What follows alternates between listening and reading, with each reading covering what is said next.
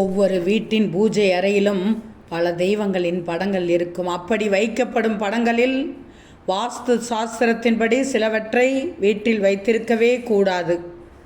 இதனால் சில தீமைகள் ஏற்படும். அது எந்தெந்த புகைப்படம் என்று தெரிந்து கொள்ளுங்கள்.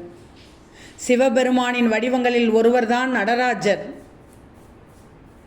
நடராஜர் என்பது சிவனின் தாண்டவ நடனத்தின் பிரதிநிதித்துவம்.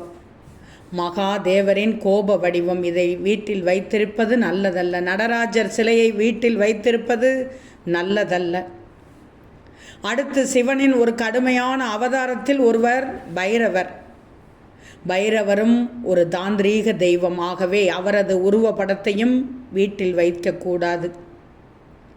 கொடூரமான கிரகம் என்று அழைக்கப்படும் சனி பகவானின் பார்வை யார் மீது விழுந்தாலும் அவர்களின் கெட்ட நாட்கள் தொடங்குகிறது. அதனால் வீட்டில் சனி பகவான் சிலையை நிறுவுவது வாஸ்து சாஸ்திரத்தின்படி நல்லதல்ல. துர்க்கை அம்மனின் 9 அவதாரங்களில் காளியும் ஒன்று. இது தேவியின் கடுமையான வடிவம்.